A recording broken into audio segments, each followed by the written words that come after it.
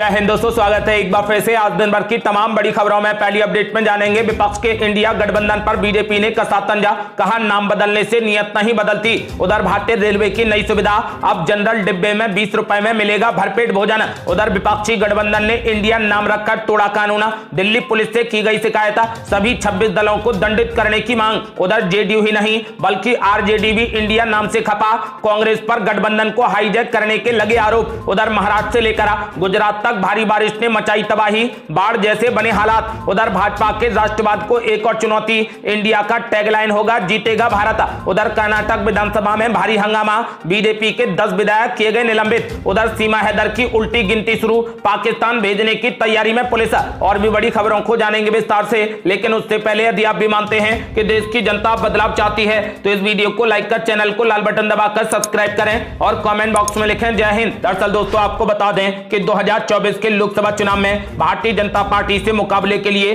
तमाम विपक्षी दलों को एकजुट करने के मकसद से बनाए गए इंडिया गठबंधन की कमान किसके पास हो, इसे लेकर कुछ भी क्लियर नहीं हुआ है। कांग्रेस अध्यक्ष मल्लिकार्जुन खड़गे ने 18 जुलाई को ही विपक्षी दलों की मीटिंग में ऐलान करते हुए कहा कि कांग्रेस को प्रधानमंत्री पद का लालच नहीं है। मल्लिकार्जुन खड़गे के इस बयान के बाद बीजेपी लगातार पार्टी को घेरने की कोशिश कर रही है। बीजेपी नेता अमित मालवीय ने बिना नाम लिए कटाक्ष करते हुए वीडियो शेयर किया है जिसमें रावण के 10 सिर दिखाए गए हैं। हालांकि इस वीडियो में किसी भी विपक्षी नेता की तस्वीर का इस्तेमाल नहीं किया गया। अमित मालवीय ने वीडियो पर कैप्शन में लिखा कि नाम बदलने से नियत नहीं बदलती। इतना ही नहीं, वीडियो में एक शख्स ने कहा कि जब ये पता नहीं कि लीडर कौन है तो देश की जनता आप जैसों को कैसे चुनेगी और दुनिया के सामने देश की क्या पहचान बनेगी। और बड़ी खबर, विपक्षी गठबंधन ने इंडिया नाम रखकर तोड़ा कानून, दिल्ली पुलिस से की गई शिकायत, सभी 26 दलों को दंडित करने की गई मांग। दरअसल दोस्तों आपको बता दें कि विपक्षी गठबंधन का नया नाम इंडिया रखने को लेकर दिल्ली के 12 खंबा रोड पुलिस स्टेशन में इस गठबंधन में शामिल सभी 26 राजनीतिक दलों के खिलाफ शिकायत दर्ज कराई गई है। दिल्ली के रहने वाले अवनीश मिश्रा नामक वकील ने पुलिस को दी अपनी शिकायत में आरोप लगाया कि इन राजनीतिक दलों द्वारा अपने गठबंधन का नाम इंडिया रखना एम्बलम एक्ट 2022 का उल्लंघन है।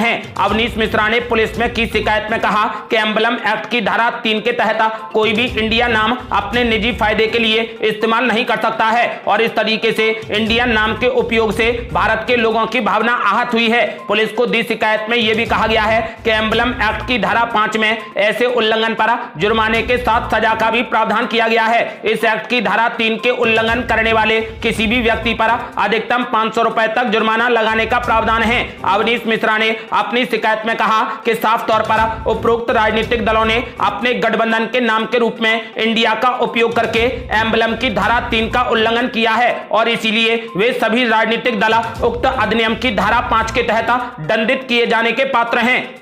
और ये बड़ी खबर, जेडीयू ही नहीं बल्कि आरजेडी भी इंडिया नाम से खपा, कांग्रेस पार्टी पर गठबंधन को हाईजैक करने के लगे आरोप। दरअसल दोस्तों आपको बता दें कि इंडिया नाम पर विपक्षी दलों में तकरार बढ़ना जारी है। खबर है कि बिहार के मुख्यमंत्री नीतीश कुमार की कथित नाराजगी के बाद अब जनता दल यूनाइटेड ने कांग्रेस पर गठबंधन को हाईजैक करने के भी आरोप लगा दिए हैं। खास बात यह है कि बीते लगभग 11 महीनों में नीतीश कुमार लगातार विपक्षी नेताओं को एकजुट करने के लिए राज्यों का दौरा कर रहे थे। कहा जा रहा है कि कांग्रेस नेता राहुल गांधी की तरफ से विपक्षी गठबंधन को यह नया नाम इंडिया दिया गया है। एक मीडिया रिपोर्ट में सूत्रों के हवाले से बताया गया है कि कांग्रेस ने विपक्षी गठबंधन के नाम को लेकर किसी के साथ भी चर्चा नहीं की थी। साथ ही इंडिया नाम सामने आते ही नीतीश कुमार चौंक गए थे। आगे बताया गया है कि बैठक में नीतीश की तरफ से सवाल भी किया गया कि गठबंधन का नाम यह कैसे हो सकता है। हालांकि खबरें यह भी थी कि राहुल गांधी के नाम तैयार करने के बाद पश्चिम बंगाल की मुख्यमंत्री ममता बनर्जी की तरफ से नाम सभी के सामने पेश किया गया था। खास बात है कि विपक्षी गठबंधन की बैठक के बाद जारी सामूहिक संकल्प भी इंडिया नाम से ही जारी हुआ है। सूत्रों के अनुसार विपक्षी दलों को एकजुट करने में नीतीश कुमार की भूमिका को नकारा नहीं जा सकता, लेकिन जिस तरीके से कांग्रेस पार्टी ने गठबंधन को हाईजैक किया है उसने जेडीयू और आरजेडी के नेताओं को जरूर हैरानी में डाल दिया है। अगली बड़ी खबर, महाराष्ट्र से लेकर गुजरात तक बारिश ने मचाई बड़ी तबाही, बाढ़ जैसे बने हालात, आईएमडी ने जारी किया अलर्ट। दरअसल दोस्तों आपको बता दें कि आईएमडी के अनुसार महाराष्ट्र, गुजरात, हिमाचल प्रदेश, उत्तराखंड, कर्नाटक और केरल सहित भारत के कई हिस्सों में भारी बारिश की संभावना है। आपको बता दें कि मौसम पूर्वानुमान के मुताबिक अगले 2 दिनों में महाराष्ट्र के कई जिलों में भारी बारिश की संभावना है। आईएमडी ने 20 जुलाई के लिए ठाणे, पालघर, रायगढ़ और रत्नागिरी जिलों में ऑरेंज अलर्ट जारी किया है, तो वहीं मुंबई के लिए येलो अलर्ट जारी किया गया है। इस बीच मुंबई के सभी सरकारी और निजी स्कूल बंद रहेंगे। 20 जुलाई को स्कूल बंद करने की घोषणा की गई है। अगली बड़ी खबर, भाजपा के राष्ट्रवाद को विपक्ष ने दी एक और चुनौती, इंडिया का टैगलाइन होगा जीतेगा भारत। दरअसल दोस्तों आपको बता दें कि राष्ट्रवाद के मुद्दे पर आक्रामक तरीके से राजनीति करने वाली भारतीय जनता पार्टी को कांग्रेस पार्टी की अगुवाई में विपक्षी दल लगातार चुनौती पेश कर रहे हैं। विपक्षी एकजुटता की दूसरी बैठक में नाम का ऐलान कर दिया गया। इस गठबंधन को Indian national democratic exclusive alliance नाम दिया गया। इसे इंडिया नाम से भी जाना जाएगा। अब खबर आ रही है कि इस गठबंधन ने अपना टैगलाइन जीतेगा भारत रखने का फैसला लिया है। न्यूज एजेंसी पीटीआई ने सूत्रों के हवाले से यह जानकारी दी है। आपको बता दें कि लोकसभा चुनाव 2024 में कांग्रेस पार्टी की तरफ से नारा होगा जीतेगा भारत। लोकसभा चुनाव की रणनीति तय करने के लिए 26 विपक्षी दलों की बैठक में कांग्रेस के पूर्व अध्यक्ष राहुल गांधी ने विपक्षी दलों के नए गठबंधन के नाम इंडिया का जिक्र करते हुए कहा कि अब लड़ाई इंडिया और केंद्र सरकार के बीच है। उन्होंने कहा कि हर कोई जानता है कि जब कोई भारत के खिलाफ खड़ा होता है तो वो विजेता कौन होता है। बाद में राहुल गांधी ने ट्वीट किया कि भारत जुड़ेगा, इंडिया जीतेगा। आपको बता दें कि माना जा रहा है कि जीतेगा भारत टैगलाइन भी राहुल गांधी ने ही दी है। और बड़ी खबर, कर्नाटक विधानसभा में हुआ भारी हंगामा, फेंके गए कागज, बीजेपी के 10 विधायक किए गए निलंबित। दरअसल दोस्तों आपको बता दें कि कर्नाटक विधानसभा में बुधवार को जोरदार हंगामा हुआ। इस दौरान बीजेपी के सदस्यों ने अध्यक्ष की कुर्सी की तरफ कागज फेंके, जिसके बाद बीजेपी के 10 विधायकों को विधानसभा से निलंबित कर दिया गया। इसे लेकर अब कर्नाटक के गृह मंत्री डॉक्टर जी परमेश्वर ने बीजेपी पर निशाना साधा। उन्होंने कहा कि यह दुर्भाग्यपूर्ण है, हमने सदन में कुछ दिशा निर्देश, कुछ नियम बनाए हैं, सदन के नियम हैं, उन्हें वहां जाने और विरोध करने से कोई नहीं रोकता है। जी परमेश्वर ने कहा कि कुछ बुनियादी अनुशासन है जिसका बीजेपी को पालन करना होगा। उन्होंने कहा कि कुर्सी पर हमला करना कुछ ऐसा है जो हमने कर्नाटक विधानमंडल में इससे पहले कभी नहीं देखा। यह दुर्भाग्यपूर्ण है और हम स्पीकर से भी इस पर कार्रवाई करने की अपील करते हैं। अगर इसे ऐसे ही जाने दिया गया तो मुझे नहीं लगता कि सब कुछ ठीक से चलेगा। इसके बाद कर्नाटक विधानसभा अध्यक्ष यूटी खादर ने विधानसभा हॉल में हुए हंगामे पर एक्शन लेते हुए बीजेपी के 10 विधायकों को निलंबित कर दिया। वहीं कर्नाटक विधानसभा से 10 बीजेपी विधायकों के निलंबन पर कर्नाटक के पूर्व मुख्यमंत्री बसवराज बोम्मई ने कहा कि यह लोकतंत्र के लिए काला दिन है और आज लोकतंत्र की हत्या हुई है।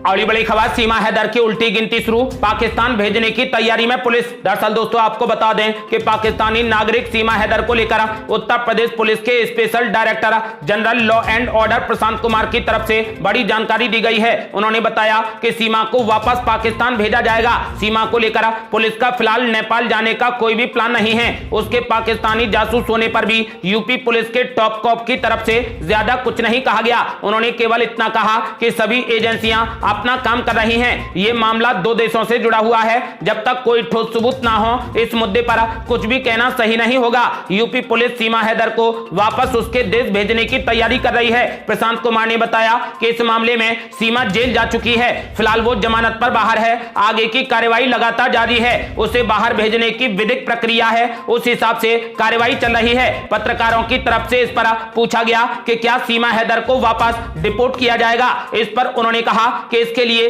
पहले से कानून तय है, उस हिसाब से कार्रवाई की जाएगी। आपको बता दें कि फिलहाल पुलिस सीमा हैदर को वापस पाकिस्तान भेजने की तैयारी कर रही है। अगली बड़ी खबर, मानसून सत्र से पहले हुई सर्वदलीय बैठक, विपक्ष की मांग पर केंद्र सरकार मणिपुर के मुद्दे पर चर्चा करने के लिए हुई तैयार। दरअसल दोस्तों आपको बता दें कि आज से शुरू हो रहे मानसून सत्र से पहले बुधवार को केंद्र सरकार की तरफ से बुलाई गई सर्वदलीय बैठक हुई। बैठक में सत्र से संबंधित कई मुद्दों पर विचार विमर्श किया गया। सूत्रों के मुताबिक केंद्र सरकार ने सर्वदलीय बैठक के दौरान सभी दलों को सूचित किया कि सरकार मणिपुर मुद्दे पर चर्चा के लिए तैयार है। वहीं विपक्ष ने महंगाई पर भी चर्चा की मांग उठाई है। बैठक में केंद्रीय संसदीय कार्य मंत्री प्रहलाद जोशी ने कहा कि सरकार नियम के तहत हर मसले पर चर्चा करने के लिए तैयार है। 20 जुलाई से शुरू हो रहा संसद का मानसून सत्र 11 अगस्त तक चलेगा। अधीर रंजन चौधरी ने कहा कि ताली दोनों हाथों से बजती है। अगर सरकार चाहती है कि संसद चले तो उसे विपक्ष के मुद्दों को जगह देनी होगी। उन्होंने बताया कि बैठक में कांग्रेस ने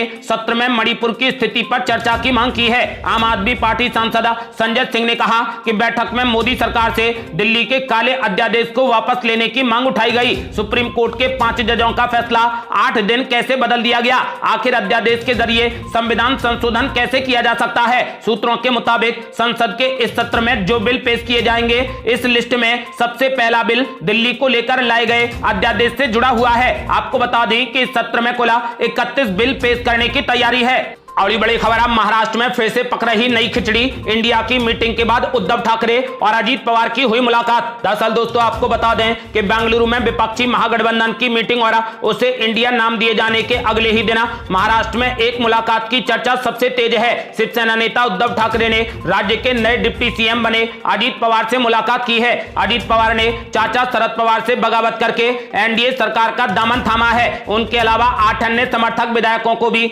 मंत्री पद दिया गया है। अजीत पवार से मुलाकात के बाद उद्धव ठाकरे ने कहा कि मुझे पूरी उम्मीद है कि वो राज्य की जनता के हित में अच्छे काम करेंगे। उद्धव ठाकरे ने कहा कि मैंने अजीत पवार के साथ 1.5 साल तक काम किया है। मैं उनके स्वभाव को समझता हूं। बाकी सब तो सत्ता पाने की रणनीति है, लेकिन मैं मानता हूं कि वो लोगों की मदद करेंगे। इस मीटिंग को लेकर कयास इसलिए भी लग रहे हैं क्योंकि एनसीपी से अजीत पवार की बगावत के बाद एक बार भी उद्धव ठाकरे ने अजीत पवार पर हमला नहीं बोला है। अजीत पवार ने उद्धव से मीटिंग से पहले शुक्रवार, रविवार और सोमवार को चाचा शरद पवार से भी मुलाकात की थी। 2 दिन तो वो अपने समर्थक 30 विधायकों को लेकर मिले थे। इस दौरान उन्होंने शरद पवार से भी अपील की थी कि वो भाजपा सरकार के समर्थन की मांग को स्वीकार कर लें ताकि एनसीपी बंटने से बच जाए। हालांकि शरद पवार ने भाजपा के साथ नहीं जाने का ऐलान किया है। आपको बता दें कि इसके बाद अब अजीत पवार ने उद्धव ठाकरे से मुलाकात की है। इस मुलाकात के बाद महाराष्ट्र की राजनीति में भूचाल सा आ गया है। और बड़ी खबर, मुख्यमंत्री ममता बनर्जी ने बीजेपी पर बोला जबरदस्त हमला। कहा डर के मारे कांप रही बीजेपी। दरअसल दोस्तों आपको बता दें कि पश्चिम बंगाल के मुख्यमंत्री ममता बनर्जी का ताजा बयान सामने आया है। बीजेपी ने संभावना जताई है कि अगले 5 महीने में पश्चिम बंगाल की तृणमूल कांग्रेस की सरकार गिर जाएगी। इसकी पृष्ठभूमि में ममता बनर्जी ने भगवा दल को चुनौती देते हुए कहा कि उनकी सरकार गिराने की कोशिश करने से पहले वो एक गिलास तो पलट कर दिखाएं। तृणमूल कांग्रेस प्रमुख ममता बनर्जी ने संवाददाताओं से बातचीत में कहा कि बीजेपी का काम केवल संघर्ष, हिंसा पैदा करना और लोगों को धर्म के आधार पर विभाजित करना है। उन्होंने कहा कि जनता उसके खिलाफ मतदान करके बदला लेगी। उन्होंने कहा कि इंडिया चुनौती का सामना करेगी। बीजेपी के सांसद शांतनु ठाकुर ने रविवार को दावा किया है कि तृणमूल कांग्रेस 5 महीने से अधिक नहीं टिकेगी। ममता बनर्जी ने कहा कि बीजेपी एक गिलास तो पलट कर दिखाए, उसके बाद मेरी सरकार गिराने के बारे में सोचे। उन्हें एहसास होगा कि उनकी केंद्र की सरकार अब जल्द गिर जाएगी। ममता बनर्जी ने कहा कि कल से बीजेपी डर के मारे कांप रही है।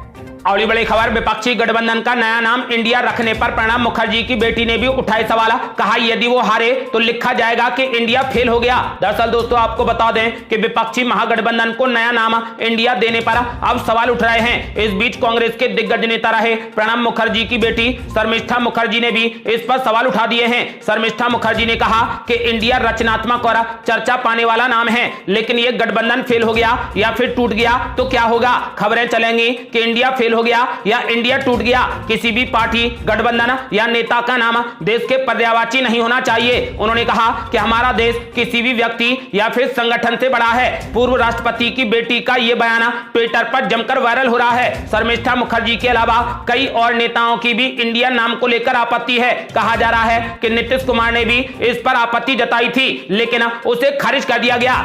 और ये बड़ी खबर, मध्य प्रदेश में मूसलाधार बारिश, नर्मदा में बाढ़ का अलर्ट किया गया जारी। दरअसल दोस्तों आपको बता दें कि मध्य प्रदेश में नर्मदा नदी के किनारे बसे शहरों और कस्बों में बाढ़ का अलर्ट जारी किया गया है। जबलपुर जिले में नर्मदा नदी पर बने बरगी बांध के 5 गेट शाम को खोल दिए गए। इससे नदी के साथ घाटों का जलस्तर 4 से 6 फुट बढ़ने की संभावना है। नर्मदा के तटीय इलाकों में आम लोगों से सुरक्षित दूरी बनाए रहने की अपील की गई है। और ये बड़ी खबर, अब राजस्थान में अगले महीने से कांग्रेस पार्टी पार्टी के बड़े नेता करेंगे धुआंधार दौरे, सरकार में फेरबदल की तैयारी। दरअसल दोस्तों आपको बता दें कि राजस्थान में अगस्त का महीना चुनावी सरगर्मी वाला होने वाला है, क्योंकि अब यहां पर कांग्रेस पार्टी के प्रमुख नेताओं के दौरे शुरू होने वाले हैं। जुलाई में राजस्थान कांग्रेस के संगठन में नियुक्तियां हो गई हैं। अब सरकार को लेकर चर्चा है। सूत्र बता रहे हैं कि कुछ मंत्रियों के विभागों और मंत्रालयों में फेरबदल हो सकता है। इसके लिए अगस्त के प्रथम सप्ताह में सब कुछ हो जाएगा। जिस तरीके से छत्तीसगढ़ में संगठन और सरकार में बदलाव हुए हैं, वैसे ही कुछ यहां पर सरकार में बदलाव के संकेत मिल रहे हैं। अगली बड़ी खबर, गांव जैसी महिला दिखने के लिए कराया गया सीमा हैदर का मेकअप, तीसरे शख्स ने करवाई सीमा पार, हैदर पर आईबी ने किए बड़े खुलासे। दरअसल दोस्तों आपको बता दें कि पाकिस्तानी महिला सीमा हैदर को लेकर आईबी की तरफ से किए गए कई खुलासे उसके भारत में मौजूदगी पर संदेह पैदा कर रहे हैं। हालांकि अभी तक उसके पाकिस्तान या फिर देश की खुफिया एजेंसी ISI से संबंधों की पुष्टि करने वाला कोई भी सबूत नहीं मिला है, मगर कुछ ऐसे चौंकाने वाले खुलासे सामने आए हैं जिसके बाद सीमा हैदर की भारत में मौजूदगी संदिग्ध बन जाती है। आईबी को शक है कि सीमा हैदर उन्हें गुमराह करने की कोशिश कर रही है। सीमा हैदर के मामले में आईबी को गहरी जानकारी मिली है। आईबी के खुलासे में उस तीसरे शख्स का जिक्र है जिसकी मदद से सीमा को भारतीय बॉर्डर के अंदर दाखिल करवाया गया था। आईबी के मुताबिक उसका मेकअप और ड्रेसअप इस कदर किया गया था जिससे वो पूरे तरीके से भारतीय महिला लगे। इसके लिए प्रोफेशनल की मदद भी ली गई। ऐसा बताया जा रहा है कि सुरक्षा एजेंसियों से बचने के लिए सीमा ने अपने बच्चों को भी इस कदर ही ड्रेसअप करवाया था। रिपोर्ट्स की माने तो जैसा हुलिया सीमा ने बनाया था, इस तरीके का गेटअप महिलाएं नेपाल भारत सीमा पर जिस्म फरोशी रैकेट या फिर ह्यूमन ट्रैफिकिंग में शामिल होने और लोगों की नजरों से बचने के लिए करती हैं। जांच के दौरान सीमा हैदर को नोएडा स्थित सचिन के गांव तक पहुंचाने में मदद करने वालों की पहचान नहीं हो पाई है। आपको बता दें कि फिलहाल एजेंसियां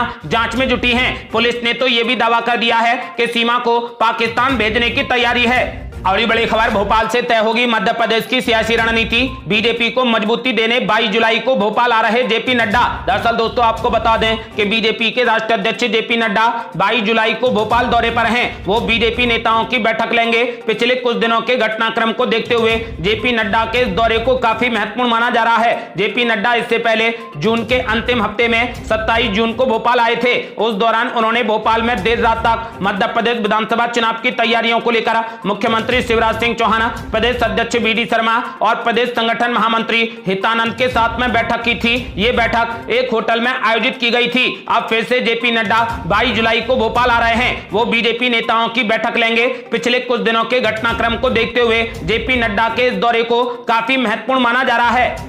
अगली बड़ी खबर, अनुराग ठाकुर ने OTT प्लेटफॉर्म्स को दे दिया कड़ा संदेश, कहा OTT पर क्रिएटिविटी के नाम पर ना परोसी जाए अश्लीलता। दरअसल दोस्तों आपको बता दें कि सूचना एवं प्रसारण मंत्री अनुराग ठाकुर ने OTT प्लेटफॉर्म्स को कंटेंट को लेकर सख्त निर्देश दिए हैं। उन्होंने कहा कि सरकार क्रिएटिव फ्रीडम के नाम पर भारतीय संस्कृति और समाज को अपमानित करने की अनुमति नहीं देगी। उन्होंने सख्त निर्देश दिया है कि क्रिएटिविटी के नाम पर अश्लीलता को ना परोसा जाए। ये थी अब तक की बेहद बड़ी खबरें। रोजाना की ताजा खबरों को जानने और हमसे जुड़ने के लिए चैनल को लाल बटन दबाकर सब्सक्राइब करें और घंटी बटन भी दबा दें। जल्दी मिलते हैं बड़ी अपडेट के साथ, तब तक के लिए जय हिंद, जय भारत।